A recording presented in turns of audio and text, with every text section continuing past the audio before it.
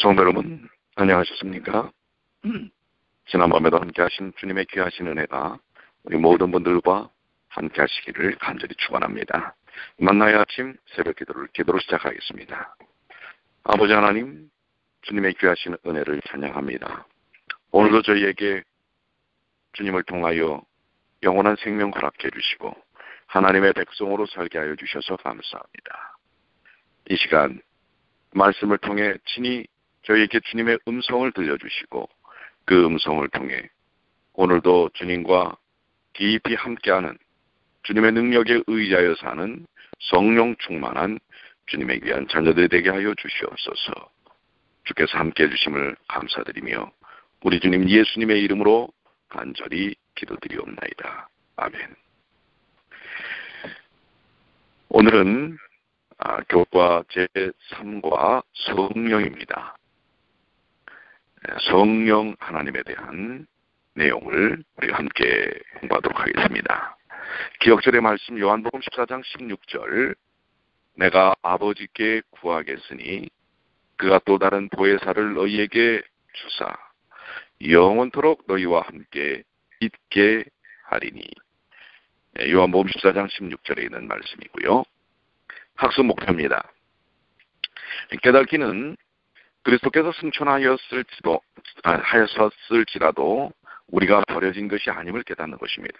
예수님께서 승천하신 이후에 남겨진 제자들과 하나님의 백성들이 버려진 것이 아니라 분명히 하나님께서 놀라운 축복의 선물, 약속을 하셨다는 사실이죠. 느끼기는 도움이 필요할 때면 언제든지 우리와 함께 계시다는 하나님의 변함없는 약속에서 위로를 찾습니다. 언제나 우리와 함께 하시는 하나님, 성령님에 대하여 함께 우리가 느끼는 것입니다. 행하기는 우리 삶 또는 다른 이들의 삶에 들어오시려는 성령을 가로막는 장애물들을 제거하는 것입니다. 성령을 가로막는 장애물들이 무엇인가? 이것을 우리가 제거하고 사는 일들이 매우 필요하다고 생각이 됩니다. 우리가 이번 과에서 성령 하나님을 공부하는 데 있어서 사실 성령 하나님에 대한 이해가 부족한 것이 사실이라고 하는 것입니다. 왜 그러면 성령 하나님이 그렇듯 중요한 역할과 우리의 삶 속에서 정말 성령 하나님의 사역이나 성령 하나님의 존재성이 중요한데 왜 성령 하나님에 대해서 우리는 좀 정확한 이해를 하지 못하고 있는가? 첫 번째는 아버지와 아들에 비해서 성령에 관한 성경의 설명이 조금은 이렇게 명확하게 성령 하나님에 대하여 이렇게 설명하는 것이 좀 명확하지 않은 부분이 있기 때문에 그렇습니다. 둘째는 성령의 사역에 좀 이유가 있음을 보게 됩니다. 성령은 언제나 그분이 아닌 그리스도께 관심의 초점을 두도록 우리에게 제시하고 계십니다. 그러다 보니까 상대적으로 성령 하나님에 대한 초점이 예수님에게 맞춰져 있다 보니까 성령 하나님 본질에 대해서 성령 하나님에 대해서는 좀 우리가 취약하게 이해하는 이러한 부분들이 있습니다. 그래서 이번 과를 통해서 성령 하나님에 대한 그분이 어떤 분이시고 또한 어떤 사역을 하고 계시는지 우리가 바르게 이해할 필요가 있습니다. 자, 첫째 날 그리스도의 대리자이십니다. 교훈을 내려가시면 예수님은 자신이 없을지라도 그분의 대리자인 성령을 보내셔서 계속하여 우리를 돕고 우리와 함께 하시겠다고 약속하셨지요. 예수님이 이 자신의 그 죽음을 제자들에게 알렸을 때 제자들은 정말 슬프고 두려운 마음으로 가득 찼습니다. 그분이 없다면 누가 이제 그들을 바르게 인도할 것인가? 그랬을 때 예수님께서는 그들의 간절한 필요를 아시고 자신의 대리자를 보내시겠다고 약속하고 계십니다. 여기 성령 하나님에 대하여 사용되어진 이름의 용어 위로자, 이 말은 돕는다, 또 권고하는 분이다, 뭐 이런 뜻인데요. 그리스어로는 파라클레토스라는 말, 즉 옆에라는 뜻의 이 전치사 파라와 부름받은 이라는 형용사 클레토스의 합성어입니다. 그러니까 옆에서 돕기 위하여 부름받은 분이라는 뜻입니다. 언제나 우리를 위해서 옆에서 지키고 돌보고 돕는 분이라는 사실을 이야기합니다. 흥미롭게도 이 요한은 파라클레토스를 예수님에게도 적용한 부분들이 있습니다. 그래서 예수님의 사역을 위하여 언제나 돕고 권고하고 위로하고 하는 분이 바로 예수님의 대리자로서 성령 하나님이셨다는 사실을 보여주고 있습니다. 제자들은 성령을 통해서 예수님과 동행할 수 있었습니다. 그렇기 때문에 예수님의 대리자로서의 성령님의 역할은 그 이후 예수님께서 승천하신 이후에 제자들에게 매우 정말 중요했던 그런 부분인 것을 알 수가 있습니다. 오늘날 이 시대에 우리가 예수님의 사역과 예수님의 모든 역할, 예수님에 대한 것들을 바로 대리자이신 성령님께서 우리들에게 보여주시고 가르쳐주심으로써 예수님에 대한 바른 이해와 또 관계를 갖도록 한다고 하는 사실입니다. 이것이 성령께서 가지셨던 첫 번째 역할과 사역입니다. 그리스도의 대리자로서의 역할이라는 사실입니다. 묵상으로 올라가시면 여러분은 실제로 성령 하나님을 어떻게 만나고 있는가라는 것입니다.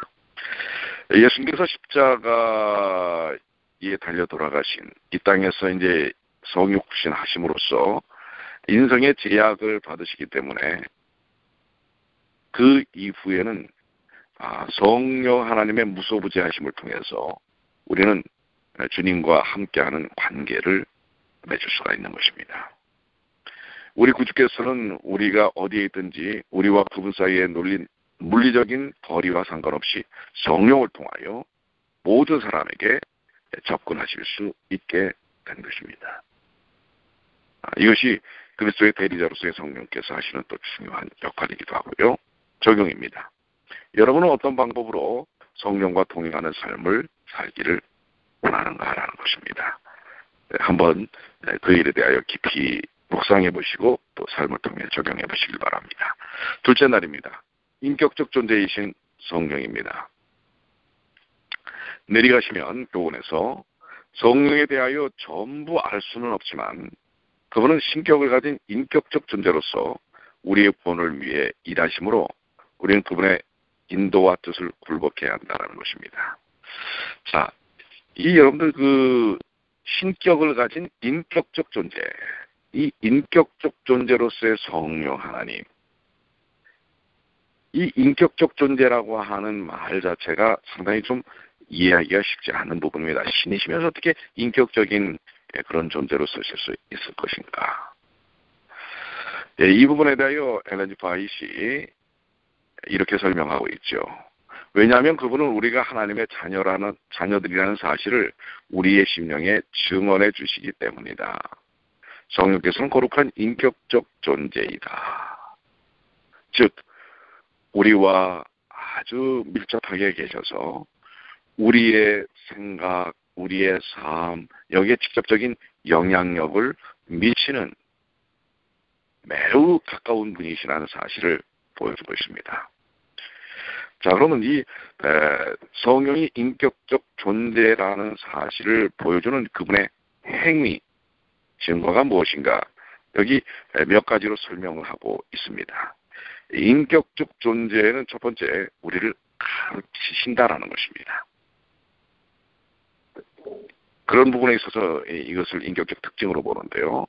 즉 그리스도께서 말씀하신 것들이 떠오르게 하고 그분께서 가르쳐주신 복음이 무엇인지를 깨닫게 하는 일.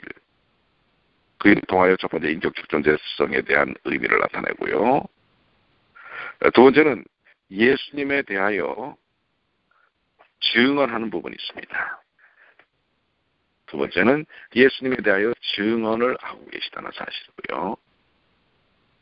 세 번째는 세상을 정죄하고 우리를 진리로, 네 번째는 인도하고 듣기도 하며 말하기도 하신다는 사실입니다.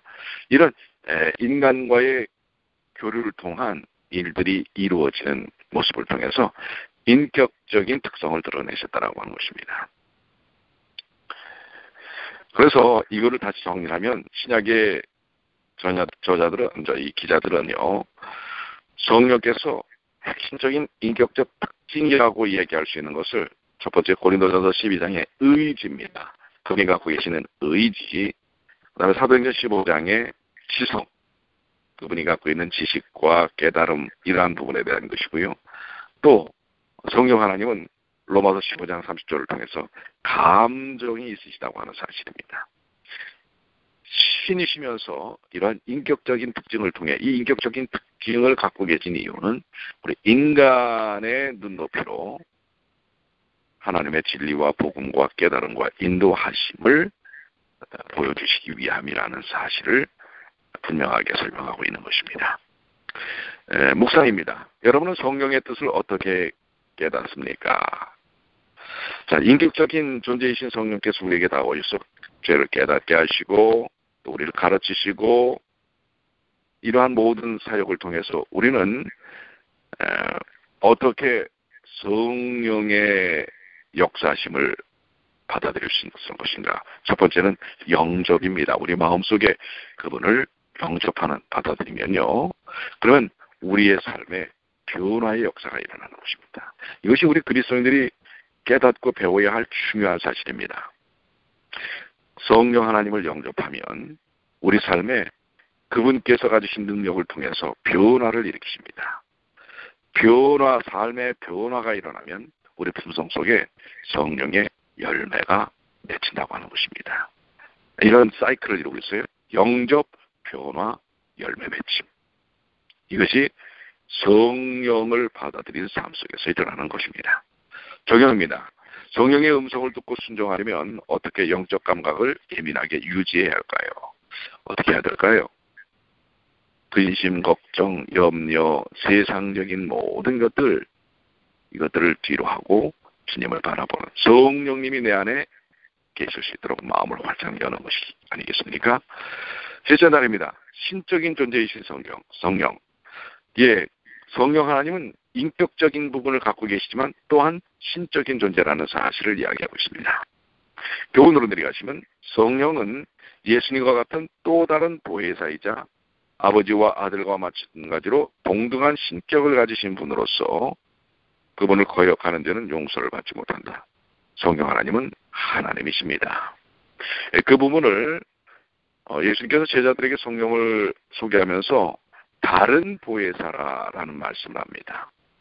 그러니까 예수님과 구별된 다른 보혜사라는 말인데요. 여기 다른이라는 의미로 사용된 그리스어가 알로스라는 것입니다. 이 알로스는 종류가 같은 또 다른 하나를 의미하는 것입니다. 그러니까 본질적으로 성자 하나님, 예수님과 성령 하나님 본질적으로 같은 하나님이시라는 사실입니다. 그러나 또 다른 하나님이시라는 사실을 설명하고 있습니다. 삼위일체에 대한 신비와 섭리가 거기에 포함되어 있죠. 즉 아버지와 아들을 결합시키는 본성의 동질성은 아들과 성령의 관계에서도 그대로 나타난다는 거죠. 그러니까 결국은 이 성삼위 하나님이, 성령님을 포함한 성삼위 하나님이 본질에 동질성이 있다고 하는 것입니다. 자, 이러한 그 하나님, 성령 하나님의 신적인 존재로서의 그 의미들은, 특징들은 무엇으로 나타나는가? 첫 번째, 예수님 성령께서 장래 일을 너희에게 알려 하시겠다. 즉 신만이 미래의 일을 정확하게 아시는 것입니다. 예지의 능력이죠. 두 번째는 예수님께서 명확하게 성령 하나님의 신성에 대한 부분을 지적하신 것이 성령의 영감성입니다. 즉 성령 하나님은 진리의 영으로서 하나님의 말씀을 깨닫게 하고 그것을 보여주신다는 사실입니다. 세 번째는 예수님께서 이 땅에 계시는 동안 줄곧 누구의 인도를 받으셨어요? 성령 하나님의 인도를 받으셨어요. 그리고 집내식 때에는 성령의 기름 부음을 받는 모습을 볼 수가 있습니다. 그리고 그 이후의 모든 공생애적 사역이 한적한 곳에서 기도하시면서 하나님의 능력, 성령의 능력으로 그 일을 감당하셨다는 사실입니다. 누가복음 4장 14절에 성령의 능력으로 갈릴리에 돌아가라고 부분을 볼 수가 있습니다. 그분이 하시는 공생의 모든 사역의 에너지와 능력이 성령의 능력이셨다는 사실을 보여줍니다. 즉 하나님이신 그리스도께서 성령의 의자였다는 사실은 성령의 신적 속성을 보여주는 또 다른 증거라는 사실을 말씀하고 있는 것입니다. 이 성령의 신성을 증거하는 또 다른 예들이 있지요. 삼위를 동등하게 언급한 성경절들, 특별히 마태복음 28장 19절 아버지와 아들과 성령의 이름으로 침례를 베풀고, 우리가 물과 성령으로 거듭날 때 아버지와 아들과 성령의 이름, 동등하신 세 하나님의 권한과 권위로서 거듭남이 일어난다는 것을 선언하고 계시는 것을 볼 수가 있습니다. 이러한 것들을 통해서 성령 하나님의 신적 존재임을 드러내 보이고 있는 것입니다. 자, 여러분들 묵상으로 넘어가시면 여러분은 성령의 신성을 어떻게 이해할 수 있을까요? 마태복음 12장 31절로 32절을 좀 묵상해 보시게 되길 바라고요. 적용입니다. 성령을 거역하는 죄를 짓지 않으려면 여러분은 어떤 면에서 철저한 굴복이 필요합니까? 주님의 음성, 주님의 말씀, 여러분을 향한 하나님의 뜻을 저버리지 않고 잘 받아들이시는 일들이 필요하지 않겠습니까? 넷째 날입니다. 성령의 사역입니다. 교훈으로 내려가시면 성령은 우리가 죄를 깨닫고 예수님께 나아가면서 모든 진리에 이룰 수 있도록 이끄시며 우리의 죄 많은 삶이 거듭날 수 있도록 우리 안에서 일하신다. 성령께서 어떤 일을 하신다고요? 특별히 우리의 구원을 위한 성령의 사역에 대해서 우리가 한번 좀 집중해 볼 필요가 있습니다. 첫 번째, 우리의 구원을 위하여 성령께서 하시는 사역의 그 첫 번째는 우리가 죄인이라는 사실, 죄를 지었다는 사실을 깨닫게 하는 것입니다. 그래서 성령께서 하시는 사역의 첫 번째는 우리가 죄인이고 죄를 지었고 죄를 갖고 있었던, 그래서 죽을 수밖에 없는 사람이라는 사실을 깨닫고 하나님의 공의의 심판을 받게 되는 사실을 깨달으면서, 두 번째는 누구의 필요를 깨닫게 하는 것입니까? 구세주이신 예수 그리스도의 필요, 그분을 통해서만 구원받을 수 있다는 사실을 깨달음으로써 예수님께 우리를 인도하시는 것입니다. 이것이 죄를 깨닫게 하시는 첫 번째 사역과 우리를 주님께로 인도하는 두 번째 사역, 진리의 영이신 그분이 그 일을 하시는 것입니다. 자, 일단 우리가 죄를 깨닫고 예수님과 그분의 진리로 인도되면 성령께서 우리 안에서 위대한 일을 행하실 준비가 끝난 것입니다. 그럼 그 다음 무엇입니까? 거듭남이지요. 거듭남을 통하여 우리 안에 변화가 일어나는 것입니다. 그런데 이 변화는 그냥 약간 바뀌거나 고쳐지는 것이 아닙니다. 변화란 본질적으로 본성이 바뀌어지는 것입니다. 이것은 창조의 능력입니다. 죄인이 거듭나는 이 일은 창조적 능력인 것입니다. 바로 이 창조적 능력을 거룩한 성령께서 하시는 것입니다. 그래서 물과 성령으로 거듭난다라는 것은 물을 통하여 우리가 예수님의 죽음과 합하고 부활에 참여하는 것을 우리 믿음을 보여주는 것이고요. 드러내는 것이고요.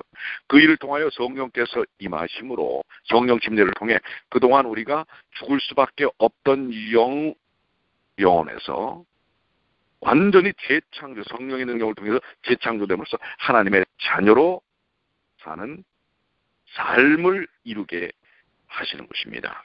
이것이 성령의 사역이십니다. 자, 다시 한번 정리하시면요. 성령의 사역의 첫 번째는 죄를 깨닫게 하고, 두 번째 예수 그리스도께 인도하고, 세 번째 완전한 거듭남의 창조적 능력을 성령께서 행하시는 것입니다. 자, 묵상으로 가시면 그래서 우리는 중생의 시선과 성령의 새롭게 하심을 경험하고 있습니까? 여러분 경험했습니까?가 중요한 것입니다. 옛사람을 수송하거나 개선하는 것이 아니라 본성을 바꾸고 새로운 생명을 창조하는 것. 이것은 성령의 역사이시고 이 또 성령의 역사는 우리 신앙의 첫걸음에서만 필요한 것이 아니라 매일 매순간 매일의 삶 속에서 언제나 여전히 그분과 함께 하는 것입니다. 우리가 또 이런 놀라운 거듭남의 역사를 경험하고서 또 죄 가운데 허덕일 때가 있지 않습니까? 그래서 매일 매 순간 우리는 성령의 역사심을 통해 재창조의 역사가 경험되어져야 하는 것입니다. 적용입니다. 여러분은 자신 안에 성령이 계시다는 사실을 어떤 경험을 통해 증언할 수 있습니까? 증언을 해보십시오. 성령이 내 안에 계심을 증거하시고 증언하시게 되길 바랍니다. 자, 넷째 날입니다. 성령으로 충만하게 됨. 교훈인데요.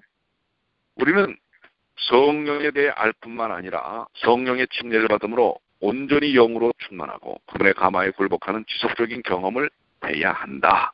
해야 한다이기도 하지만 할 수 있고 하는 것입니다.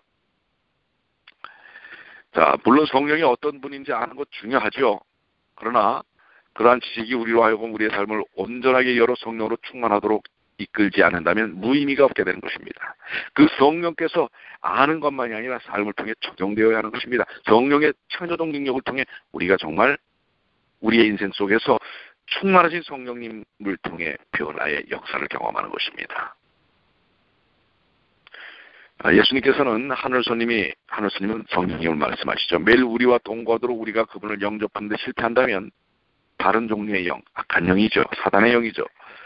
그 사단의 영이 우리의 공헌 삶에 들어와서 영적인 폐해를 일으킬 수 있다는 사실을 설명했다고 하는 사실입니다. 그래서 여러분들 우리가 매일 매 순간 마음을 열어서 성령님께서 역사하시도록 맡기는 일이 필요합니다.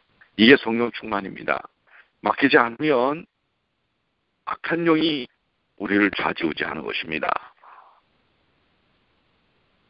오늘 우리 믿음의 가족 여러분들 성령께 우리의 마음을 드리고 성령의 충만을 경험하십시오. 그래서 성령의 침례를 받는 일이 필요하다라고 하는 것인데요. 여러분들 그 묵상해 보면 이 성령의 침례, 성령의 충만함이 무엇인지를 잘 설명하고 있습니다. 성령의 침례는 온전히 성령으로 충만하여 그분의 가마에 전적으로 굴복하는 것을 의미한다. 굴복입니다. 내 의지, 내 경험, 내 생각, 내 논리대로 사는 것이 아니라 성령께 내가 갖고 있는 생각이 옳다고 여긴다 할지라도 주여 말씀하옵소서 듣겠나이다 했던 사무엘처럼